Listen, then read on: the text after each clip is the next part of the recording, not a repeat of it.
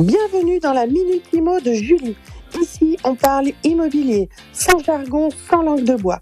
Crédit, vente, achat, investissement, des conseils concrets, des experts du terrain et une seule promesse, vous aider à prendre les bonnes décisions immobilières. Pour ce premier épisode, on rencontre Fabrice Cricot, courtier en crédit immobilier à Draguignan, pour aborder le sujet du crédit immobilier, un professionnel de terrain au cœur des décisions de financement. D'arriver à l'agence Harmonie, courtage au 37 bis boulevard de la Liberté. Quand on parle d'immobilier, on pense souvent au coup de cœur, à la maison, à l'appartement. Et très vite, une question devient centrale, le financement. Taux, capacité d'emprunt, apport, durée, conditions bancaires. Un bon projet immobilier commence toujours par un bon crédit. Aujourd'hui, j'ai le plaisir d'être avec Fabrice Cricot, courtier en crédit immobilier Harmonie Courtage à Draguignan. Alors, on va parler simple, concret et utile. Comment bien préparer son dossier et comment éviter les erreurs qui coûtent cher. Fabrice, en une phrase simple, est-ce que du coup tu peux m'expliquer c'est quoi exactement le métier de courtier en crédit immobilier? Alors, le courtier, c'est simple. Le courtier, c'est un pro déjà, hyper Ouais. important, Ouais, qui va t'accompagner sur tout ce qui est la recherche de ton financement, ouais, que ce soit sur un achat immobilier, sous d'autres projets. Dès lors qu'il y a le mot prêt, finance, on d'accord. intervient pour accompagner nos clients dans leur recherche afin de leur faire gagner du temps, de leur trouver de bonnes conditions et surtout de leur donner le conseil adapté à leur situation. Ok. Et du coup, là en l'occurrence, ce qui nous intéresse aujourd'hui, c'est tout ce qui tourne autour du projet immobilier. Ok. À quel moment est-ce que on doit faire appel à toi quand on a un projet immobilier? Alors, c'est une très belle question. En fait, toujours important de consulter donc son courtier avant projet. Ok. Pourquoi? Parce que ça me permet d'établir ton plan de financement, Mhm. de connaître ta capacité et même pour toi de ne pas tomber sur un achat coup de cœur alors que Ouais, t'as pas les tu moyens, n'as pas quoi. les moyens. Donc c'est T'es pas un sûr peu de ton ballot. budget, quoi. Donc Est-ce que du coup, on peut avoir des meilleures offres, des meilleures conditions avec toi qu'avec sa banque qui nous connaît au quotidien, avec qui on travaille, on a un épargne, etc. alors ton banquier, il te connaît, mais il Ouais. connaît que son univers de sa banque. Oui. Avec ton profil, avec ton projet, Ouais. je peux te concocter donc le meilleur financement possible. Et comme je travaille avec tous les banquiers de la place, D'accord. ben, j'arrive à trouver le meilleur selon ton profil. Chaque client fait son dossier. C'est sa qualité de client, sa qualité de dossier qui va faire que moi, je suis en mesure d'aller te chercher des conditions adaptées à ta situation. Ok. Donc en fait, tu vas adapter par rapport au profil de ton client, tu vas consulter tel ou tel établissement parce Bien que sûr, tu sais que ces établissements-là exactement. vont être plus enclins à prêter à C'est cette exactement cible-là. ça. Et en fait, D'accord. pour un client qui dit ma banque, ils me connaissent depuis 20 ans, c'est très bien. Malgré tout, il y en a d'autres qui sont capables de faire des choses. Et c'est par mon travail, justement, que j'arrive à te Ouais, trouver la bonne formule adaptée à ta situation. d'accord. Et du coup, un courtier, ça se rémunère. Eh bien oui, il faut bien que Alors, je qui c'est puisse. qui paye? Eh bien, alors, ça c'est une belle question. Donc, Parlons argent, parlons argent. parlons argent. Bon, on est dans le vif du sujet. Ben, qui me paye? Ben, le client, il me demande une prestation. Ouais, ouais, Donc forcément, cette prestation, elle est payante. et oui. Donc ça s'appelle des honoraires.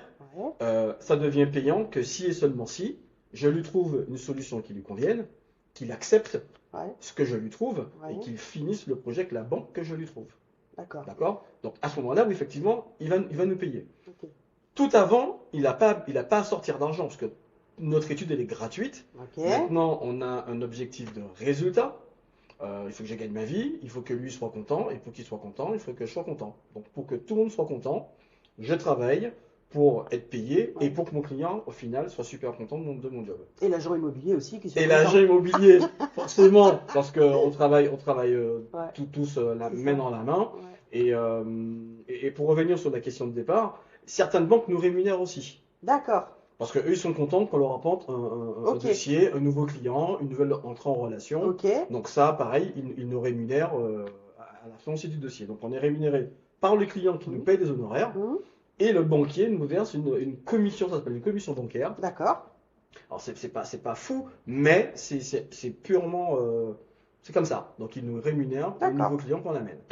Alors, est-ce que tu as répondu, je pense, tout à l'heure à la question, parce que faire appel à un courtier, ça n'engage pas directement tant que tu n'as pas une offre de prêt ou du moins une Une proposition proposition.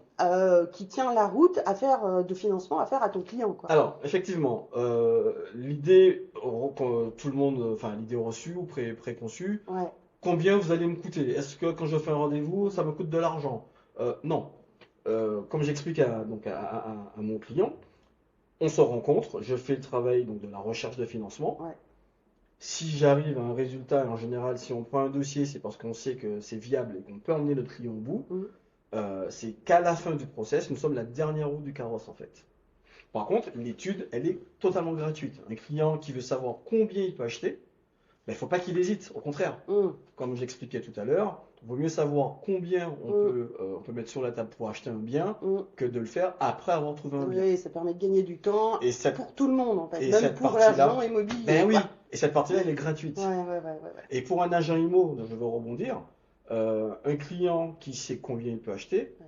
ben c'est du temps gagné On pour gagne un tout le temps, monde, quoi. bah oui, on gagne un temps de fou, Donc quoi. il passe par son courtier ou sa banque, Mm. mais il faut qu'il passe Mm. par un pro pour qu'il puisse avoir le budget. Et tout le monde est content. Et tout le monde est content et tout le monde y gagne en fait. Ouais.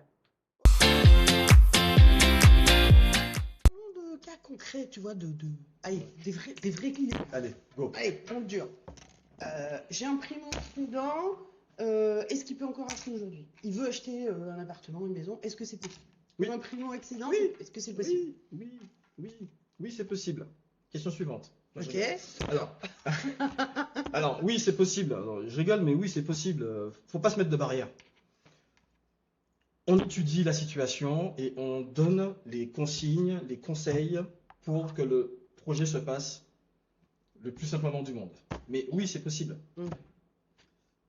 Il faut mettre les choses, il faut poser les choses.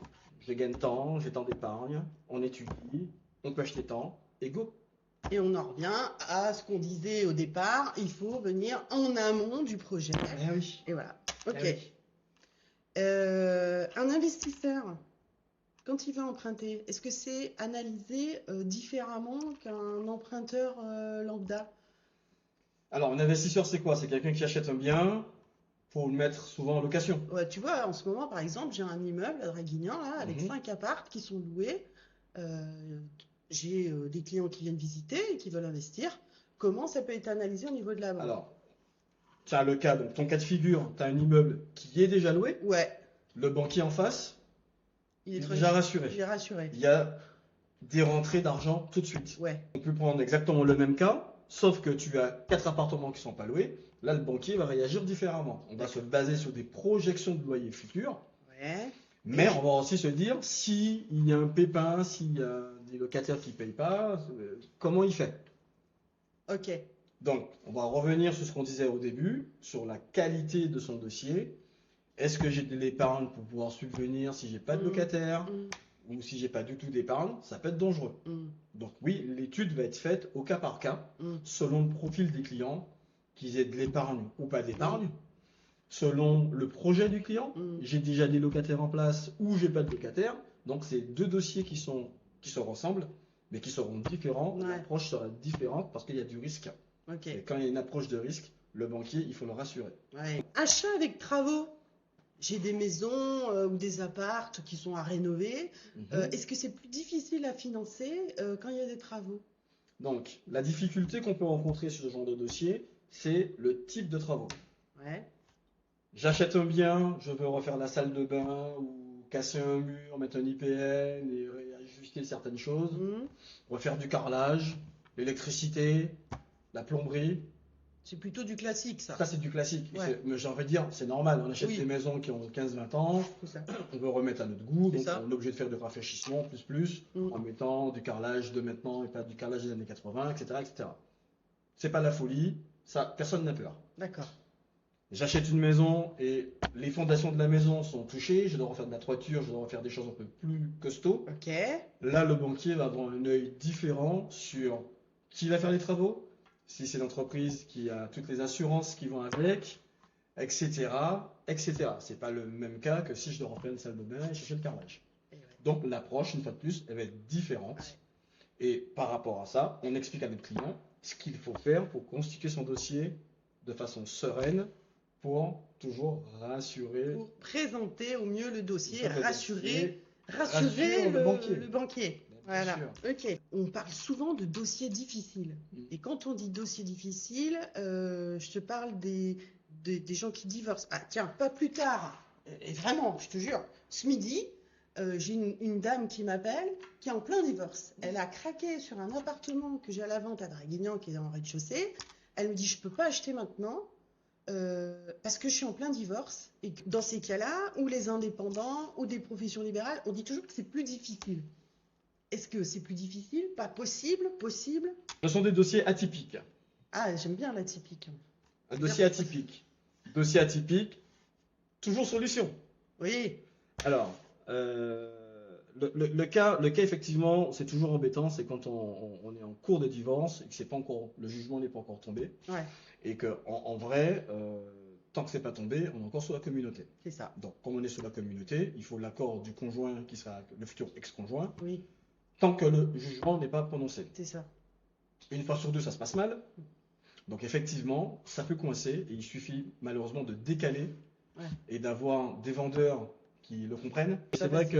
que c'est pas facile quand on est en instance de divorce parce qu'on ne peut pas faire tout de suite parce qu'on engage encore la communauté. Ouais, Si le divorce se passe bien, on peut avoir l'accord de futur ex-conjoint ouais, qui va après se désolidariser une fois que le jugement sera prononcé. Mais ça, c'est pareil, ça reste de l'humain. d'accord. Ça là-dessus, Ouais. mais malheureusement, on ne maîtrise pas Ouais. énormément. Ouais, ouais. Mais dans les faits, il faut que le jugement soit prononcé pour que C'est mieux. je puisse acheter seul mon bien parce que je me suis séparé.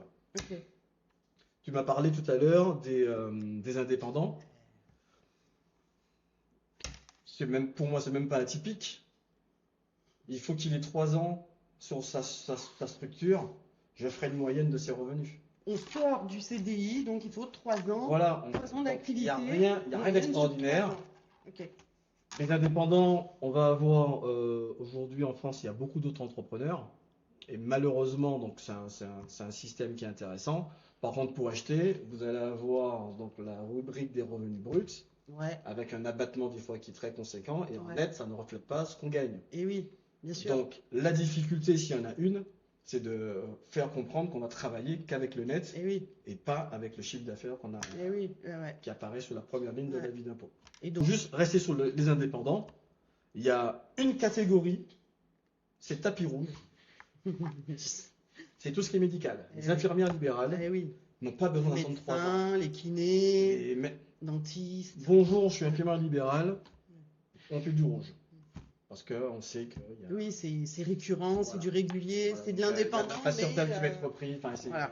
C'est qu'il y a une garantie Ouais, quand même voilà. de. Le travail sera toujours là. C'est ça. Mais ça, médical. Oui, Il y a voilà. un c'est peu ça. certaines profils, mais bon, le Ouais. médical en l'occurrence Ouais, ouais. sont très appréciés par les banquiers. Bah oui. Fabrice, est-ce que les banques prêtent moins qu'avant? Alors, oui ou non, elles prêtent en fait à tout le monde dès lors que les critères soient respectés. Les critères d'endettement, les 35%, les restes à vivre après avoir payé sa charge de crédit, le comportement bancaire, il est sain, j'ai de l'apport, il me reste de l'épargne après projet, je te prête. Dis Fabrice, est-ce que les taux vont encore évoluer à ton avis? Question piège. En fait, si je te dis oui, si je te dis non, ce serait un mensonge. En fait, les taux suivent une logique économique. Aujourd'hui, depuis le début de l'année, on a une légère hausse par rapport à ce qu'on a connu en fin d'année dernière. Mais ça reste quand même dans la même fourchette, donc c'est relativement stable. L'augmentation, elle est minime. Donc, te dire demain, ça va augmenter ou diminuer, je ne maîtrise pas ce sujet, je ne préfère pas dire de bêtises. Dis Fabrice, tu crois que c'est encore le bon moment pour acheter quand on regarde uniquement le crédit? Il n'y a pas de bon moment pour acheter. Le bien te plaît, tu as les critères requis pour acheter, les taux, ils augmentent, ils baissent, mais c'est tout le monde pareil. Si c'est trop haut aujourd'hui, peut-être que tu pourras le renégocier après.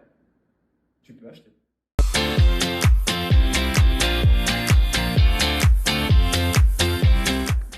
Bon, alors Fabrice, Ok, je m'installe. Installe-toi. Des fois, les courtiers, vous n'êtes pas un peu aussi coach budgétaire? Eh oui. Mais en même temps, ça devient une limite de la normalité en fait. On a les relevés de compte de nos clients, Ouais, c'est clair. on a donc ce qui rentre comme argent, on a ce qui sort. Donc du coup, on arrive à faire un point budget avec eux. Ouais. On a la nouvelle échéance du crédit qu'on va leur mettre en place. On leur donne des conseils parce que, comme je t'ai dit, j'ai un passé bancaire, donc je m'en sers aujourd'hui pour distribuer du conseil, enfin humainement, quoi. Enfin voilà, Ouais. sans barrière, en détente. L'immobilier, c'est le meilleur placement qui existe en France, c'est du patrimoine. Tu te construis du patrimoine. En plus, tu es assuré. Ouais, Si c'est t'arrives, clair. si t'arrive quelque chose, C'est tu mieux. as l'assurance qui va prendre le relais derrière. C'est même mieux qu'un loyer, quoi. Tu protèges ta famille. Ouais, Si tu as c'est des ça. enfants, tu peux, après, en C'est clair. succession, enfin, ils récupèrent. Non, il n'y a pas de quoi avoir peur. Moi, j'aide à sauter le pas. Vous avez déconseillé à un client d'acheter? Alors, j'ai eu des cas, hein, tu as le client qui veut se débrouiller tout seul. Il ne veut pas prendre d'agent IMO, par exemple. Ah, Il se retrouve à payer peut-être un bien qui est peut-être trop cher par rapport au marché. ouais. Client, on voit que la gestion de compte, ça va pas du tout. J'ai eu un cas, alors, il n'est pas interdit de jouer, mais il faut aussi modérer des fois. Ouais, ouais. Le jeu, les Oui. jeux en ligne, Ouais. les jeux d'argent, ça peut faire peur à un banquier. On a Ouais. toujours peur de l'addiction. Ouais. Donc oui, quand on a des cas comme ça, il faut revoir les choses différemment. Et on fait un métier qui est quand même vachement humain, hein. On est dans l'humain, hein. On est sur des Carrément. projets de vie, donc Ouais. on ne peut pas se permettre de faire pour faire. Et toi, en tant que courtier, enfin moi je sais qu'en tant qu'agent IMO, il y a des trucs qui me touchent vachement, quoi. Tu vois, ça me prend aux tripes, au cœur, voilà. Ben oui, Et toi, pourquoi? Parce que les clients, finalement, on connaît toute leur vie en vrai. c'est ça. Et alors moi, je m'y attache. Mon client, je C'est vais clair. défendre son dossier, donc je m'imprègne dans mon client. Et ma plus grande satisfaction, c'est quand on emmène un projet de vie à son terme et qu'on a participé à ça. Ouais, c'est Et vrai. là, c'est Ouais. au-delà des honoraires qui vont être payés, parce qu'on ne travaille pas non plus pour la gloire. Ah, c'est notre métier. Mais... C'est notre métier, mais d'accompagner un client jusqu'à la finalité de son projet, purée, ça c'est top ça. En fait, on fait un métier avec le cœur, quoi. C'est génial ça. Ouais, grave. Les coûts d'un crédit, Fabrice, là où les gens se trompent quand même assez souvent, parce que c'est quand même technique, quoi. Pourquoi on parle toujours du taux, mais rarement du coût total du crédit? Alors, il y a un taux nominal. Oui. C'est le taux d'appel. Ouais. C'est le taux, c'est le gros poste de ton dossier, ce sera le taux nominal. Ouais. Mais, donc ça c'est le coût des intérêts, auquel on va rajouter le coût de l'assurance, Ouais. on va rajouter les frais de dossier, Ouais. on va rajouter des frais de garantie, je pourrais t'expliquer après c'est quoi les frais de garantie, Ouais. et les honoraires de courtage quand tu prends un courtier et les frais de dossier de la banque. Donc Ok. il y a plusieurs petites lignes qui vont se rajouter, et en fait, la matrice, c'est que ça s'appelle le taux annuel effectif global, le TAEG. Oui. Et c'est ça qu'on paye en vrai. Donc, ton dossier de prêt, c'est les intérêts plus la liste de tous les frais annexes qui vont se greffer. Assurance, frais de garantie, frais de dossier, frais de courtage. Et là, on est sur un coût total du crédit. Et c'est ça le TAEG. Et c'est ça le TAEG. Du coup, est-ce que l'assurance de prêt peut parfois coûter plus cher que les intérêts? Donc, ça peut arriver. Tout dépend de la problématique de santé de ton client. Ah. Et oui, un client J'ai qui cru que est... tu allais me dire l'âge, hein, quand même. Alors, ça arrive. Donc, un client jeune qui n'a pas de problématique de santé, il aura la tarification la plus faible. Ouais. Par contre, quand on va monter en âge, bien évidemment, par rapport à l'espérance de vie et tout ce qui peut arriver quand on a un certain âge, donc la tarification elle augmente, ce qui est logique. C'est le risque qui augmente. Et au-delà du risque, quelqu'un qui a une pathologie, Ouais. qui déclare une pathologie quand il fait son questionnaire, forcément le prix va augmenter. Donc en fonction de certaines pathologies, on peut tomber sur des personnes qui ont plus d'assurance que d'intérêt. Ouais. Mais, Toujours un mais. il y a des solutions. Est-ce que l'assurance, une fois qu'on a signé le prêt, etc., on a emménagé, est-ce qu'on peut changer d'assurance après la signature? Oui, un grand oui. Alors, idée reçue, il faut que j'attende la date anniversaire pour changer. C'est fini ça. D'accord. Aujourd'hui, tu fais ton crédit. Dès lors que ton offre est éditée, tu peux changer Ah ouais? ton assurance. Donc ça s'appelle une déliaison. Et tu peux faire une délégation d'assurance Ah externe. ouais, t'es même pas obligé d'attendre d'avoir signé Dès ton lors acte que et l'offre- tout ça. dès lors que l'offre est acceptée par la banque, D'accord, ok. c'est la loi. Elle ne peut pas remettre en cause les conditions Le qui sont prêt, octroyées. parce que... L'octroi du prêt, D'accord. c'est validé. Maintenant, tu peux changer à la première année quand tu veux ton assurance. Je préconise de le faire quand on est tout de suite dans le dossier, Et oui. parce qu'on a tendance Oui. forcément à oublier et laisser passer le temps. Et les frais que les emprunteurs, les clients qui empruntent pour un projet immobilier, ils oublient presque toujours.